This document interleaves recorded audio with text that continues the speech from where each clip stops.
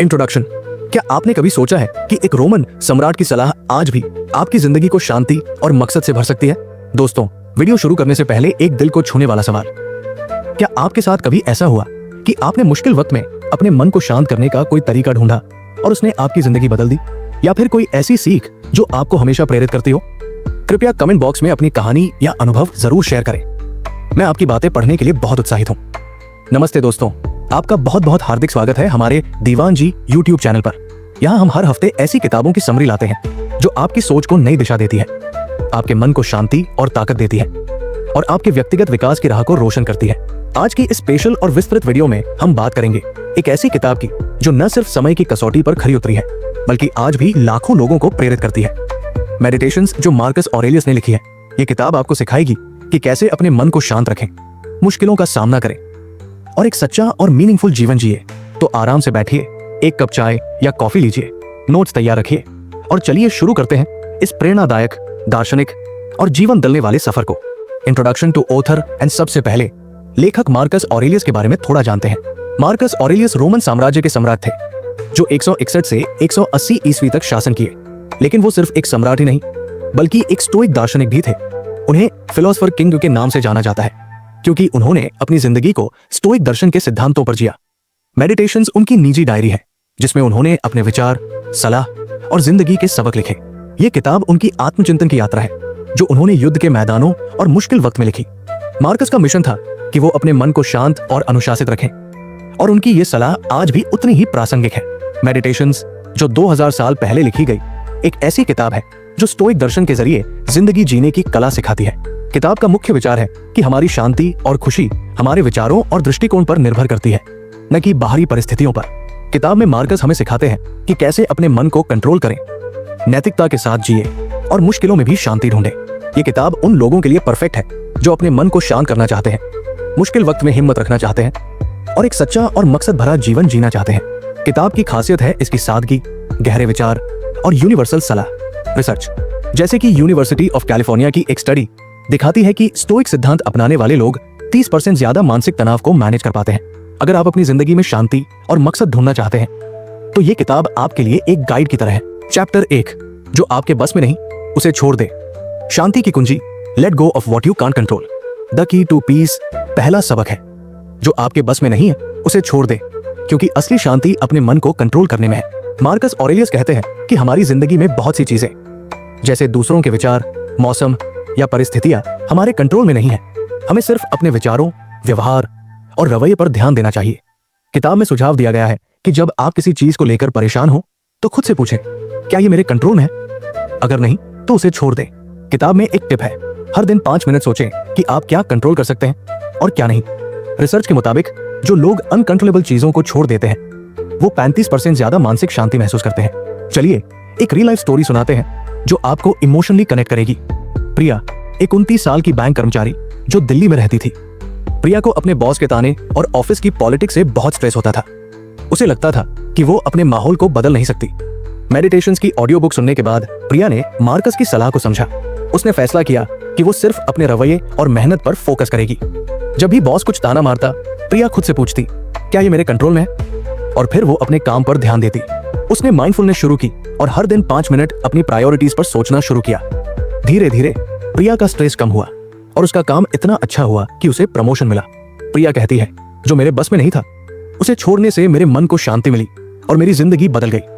प्रिया की कहानी हमें सिखाती है कि अपने कंट्रोल पर फोकस करके हम शांति ढूंढ सकते हैं। क्या आप अपने स्ट्रेस को कम करने के लिए अनकंट्रोलेबल चीजों को छोड़ने की कोशिश करेंगे? चैप्टर 2, नैतिकता और गुणों के साथ जिए। सच्चा जीवन, life with virtue, the path to a true life. दूसरा सबक है, नैतिकता और गुणों के साथ जिए, क्योंकि ये आपके जीवन को मकसद और सम्मान देता है। मार्कस कहते हैं कि एक अच्छा इंसान बनने के लिए हमें 4 गुणों को अपनाना चाहिए: बुद्धि, न्याय, हिम्मत और संयम। किताब में सुझाव दिया गया है कि हर फैसले में ये पूछें कि क्या ये सही और नैतिक है। लेखक कहते हैं कि अगर आप दूसरों के लिए अच्छा करते हैं तो आपका मन शांत और संतुष्ट रहता है। किताब में एक टिप है, हर दिन एक छोटा सा नैतिक काम करें, जैसे किसी की मदद करना। रिसर्च, जैसे कि यूनिवर्सिटी ऑफ ऑक्सफोर्ड की एक स्टडी दिखाती है कि नैतिक व्यवहार करने वाले लोग 40% ज्यादा खुश और संतुष्ट रहते हैं। अब एक इमोशनल स्टोरी शेयर करते हैं। अजय, एक 34 साल का स्कूल टीचर जो लखनऊ में रहता था। अजय को अपने स्टूडेंट्स के साथ धैर्य रखना मुश्किल लगता था। वो अक्सर गुस्सा हो जाता और बाद में पछताता। मेडिटेशंस पढ़ने के बाद अजय ने नैतिकता और गुणों का कॉन्सेप्ट समझा। उसने फैसला किया कि वो अपने स्टूडेंट्स के साथ बुद्धि, हिम्मत और संयम के साथ पेश आएगा। उसने हर दिन अपने स्टूडेंट्स की मदद करने का एक छोटा सा लक्ष्य बनाया, जैसे किसी कमजोर स्टूडेंट को एक्स्ट्रा टाइम देना। अजय ने अपने गुस्से को कंट्रोल करने के लिए डीप ब्रीदिंग शुरू की। धीरे धीरे अजय का अपने स्टूडेंट्स के साथ रिश्ता मजबूत हुआ और वो ज्यादा खुश और संतुष्ट रहने लगा। उसे स्कूल में बेस्ट टीचर का अवार्ड मिला। अजय कहता है, नैतिकता और गुणों ने मुझे एक बेहतर इंसान बनाया और मेरे स्टूडेंट्स की जिंदगी में फर्क डाला। अजय की कहानी हमें सिखाती है कि नैतिकता के साथ जीना हमारे मन को शांति और मकसद देता है। क्या आप हर दिन एक छोटा सा नैतिक काम करेंगे? चैप्टर 3, वर्तमान में जिए, हर पल को महत्व दें। Life in the present, value every moment. तीसरा और सबसे प्रेरणादायक सबक है, वर्तमान में जिए, क्योंकि असली खुशी और शांति सिर्फ अभी के पल में है। मार्कस ऑरेलियस कहते हैं कि हम अक्सर भूतकाल की चिंता या भविष्य के डर में खो जाते हैं, लेकिन असली जिंदगी सिर्फ वर्तमान में है। किताब में सुझाव दिया गया है कि हर दिन को पूरी तरह जिए और हर पल को महत्व दें। लेखक कहते हैं कि अपने काम और रिश्तों में पूरी तरह प्रेजेंट रहें। किताब में एक टिप है, हर सुबह सोचें कि आज का दिन एक नया मौका है, इसे पूरी तरह जिए। रिसर्च के मुताबिक जो लोग वर्तमान में जीते हैं वो 35% ज्यादा खुश और कम स्ट्रेस रहते हैं। लेखक एक और महत्वपूर्ण बात कहते हैं, वर्तमान में जीने से हमारी जिंदगी मीनिंगफुल बनती है। किताब में एक उदाहरण है कि कैसे मार्कस ने युद्ध के मैदानों में भी हर पल को महत्व दिया। ये सबक हमें सिखाता है कि वर्तमान में जीकर हम अपनी जिंदगी को और समृद्ध बना सकते हैं। चलिए अब एक लंबी और टचिंग स्टोरी सुनाते हैं जो आपको इमोशनली कनेक्ट करेगी। नेहा एक 32 साल की सिंगल मदर जो दिल्ली में रहती थी। नेहा अपने बच्चों की परवरिश के साथ साथ एक जॉब करती थी, लेकिन उसे हमेशा भविष्य की चिंता सताती थी, जैसे बच्चों की पढ़ाई, पैसों की कमी या भविष्य की अनिश्चितता। इस चिंता में वो अपने बच्चों के साथ समय नहीं बिता पाती थी। मेडिटेशंस की ऑडियो बुक सुनने के बाद नेहा ने वर्तमान में जीने का कॉन्सेप्ट समझा। उसने फैसला किया कि वो हर दिन को पूरी तरह जिएगी। नेहा ने हर दिन अपने बच्चों के साथ क्वालिटी टाइम बिताना शुरू किया। वो उनके साथ गेम्स खेलती, उनकी बातें सुनती और हर पल को एंजॉय करती। उसने माइंडफुलनेस प्रैक्टिस शुरू की, जिसमें वो हर सुबह 5 मिनट सोचती कि आज का दिन एक नया मौका है। धीरे धीरे नेहा का स्ट्रेस कम हुआ और वो अपने बच्चों के साथ ज्यादा खुश रहने लगी। उसके बच्चे भी ज्यादा कॉन्फिडेंट और खुश हो गए। नेहा ने एक साइड बिजनेस शुरू किया जो सक्सेसफुल हुआ। वो कहती है, वर्तमान में जीने से मेरी जिंदगी को एक नया मकसद और खुशी मिली। नेहा की कहानी हमें सिखाती है कि वर्तमान में जीकर हम अपनी जिंदगी को और मीनिंगफुल बना सकते हैं। क्या आप अपने अगले पल को पूरी तरह जीने की कोशिश करेंगे? Concluding inspiring story. दोस्तों, मेडिटेशंस का सबसे बड़ा संदेश यही है कि हमारी शांति और खुशी हमारे मन के कंट्रोल, नैतिकता और वर्तमान में जीने की कला में छिपी है। ये किताब सिखाती है कि अपने विचारों को कंट्रोल करें, गुणों के साथ जिए और हर पल को ऐसा जिए जैसे वो आपकी जिंदगी का आखिरी पल हो। बस फिर देखिए, जिंदगी एक खूबसूरत सिम्फनी बन जाएगी। आइए इस मैसेज को जिंदा करती एक ऐसी कहानी सुनते हैं जो हंसी, आंसुओं और जिंदगी के चट्टे ट्विस्ट से भरी है। सुमित की कहानी। सुमित बेंगलुरु का 30 साल का एक एटी प्रोफेशन, जिसकी जिंदगी बाहर से तो चमकदार थी, अच्छी सैलरी, फैंसी फ्लैट, लेकिन अंदर से वो स्ट्रेस का सागर था। वो भूतकाल के पछतावों में डूबता, काश मैंने वो प्रोजेक्ट बेहतर किया होता, और भविष्य की चिंताओं में घुलता, अगर प्रमोशन नहीं मिला तो। इस स्ट्रेस की वजह से वो अपने परिवार और दोस्तों से कट गया। वो ऑफिस से घर आता और नेटफ्लिक्स में डूब जाता, लेकिन उसका मन शांत नहीं होता। उसकी माँ, जो हमेशा उसे हौसला देती, कहती, सुमित अपने मन को शांत कर, जिंदगी का मजा ले। सुमित हंसकर टाल देता, माँ मेरा मन तो ट्रैफिक जाम में फंसा है, शांति कहां से लाऊं? तभी उसकी जिंदगी में आया पहला ट्विस्ट। एक दिन ऑफिस की कॉफी शॉप में उसकी मुलाकात अपनी पुरानी दोस्त नेहा से हुई, जो अब एक स्टोइक फिलॉसफी कोच बन चुकी थी। नेहा ने सुमित की उदास आंखें देखी और उसे मेडिटेशंस की ऑडियो बुक दी। बोली, सुमित ये सुन, ये तेरे मन का रिमोट कंट्रोल ढूंढ देगी। सुमित ने मजाक में कहा, अरे ये तो वैसा ही है जैसे मेरे दिमाग का सॉफ्टवेयर अपडेट हो रहा हो। लेकिन घर जाकर उसने किताब सुनी और मार्कस ऑरेलियस के सिद्धांतों, मन का कंट्रोल, नैतिकता और वर्तमान में जीने की कला से इतना इंस्पायर हुआ कि उसने फैसला किया, अब वो अपने मन को शांत करेगा और जिंदगी को मीनिंगफुल बनाएगा। सुमित ने सबसे पहले अनकंट्रोलेबल चीजों को छोड़ना शुरू किया। उसने ऑफिस के स्ट्रेस को घर नहीं लाने का नियम बनाया, बॉस की डांट को ऑफिस में ही छोड़ देता और घर पर सिर्फ अपने काम और परिवार पर फोकस करता। उसने नैतिकता को अपने जीवन का कंपास बनाया। वो अपने कोलिग्स की मदद करता, ईमानदारी से काम करता और छोटी छोटी गलतियों पर खुद को माफ करता। उसने वर्तमान में जीने के लिए हर सुबह 10 मिनट माइंडफुलनेस प्रैक्टिस शुरू की, जिसमें वो गहरी सांसें लेता और सोचता, ये पल मेरा है, इसे जियो। उसने अपने फ्लैट में एक शांति कॉर्नर बनाया, एक छोटा सा कोना जहां वो मोमबत्ती जलाता और मार्कस की लाइनें पढ़ता। उसका दोस्त टिंकू हंस पड़ा, सुमित तू तो अब बुद्धा बन रहा है, बस कमल का फूल ले ले। सुमित ने हंसी में जवाब दिया, भाई मैं बुद्धा नहीं, अपनी जिंदगी का शांति सुपर हीरो बन रहा हूं। उसने अपने परिवार के साथ क्वालिटी टाइम बिताने का नियम बनाया। हर रविवार माँ के साथ उनकी फेवरेट मूवी देखता और उनके साथ गप्पे मारता। लेकिन जिंदगी इतनी आसान कहाँ होती है। यहाँ आया दूसरा ट्विस्ट। एक बार सुमित ने जल्दबाजी में एक महंगा मेडिटेशन कुशन खरीद लिया, सोचकर कि ये उसकी माइंडफुलनेस को लेवल अप कर देगा। लेकिन वो 10,000 का कुशन इतना सख्त निकला कि सुमित की पीठ में दर्द होने लगा। और तो और उसका पुराना डायरी जिसमें वो अपनी माइंडफुलनेस नोट्स लिखता था, ऑफिस में कहीं खो गया। सुमित की हिम्मत टूटने लगी।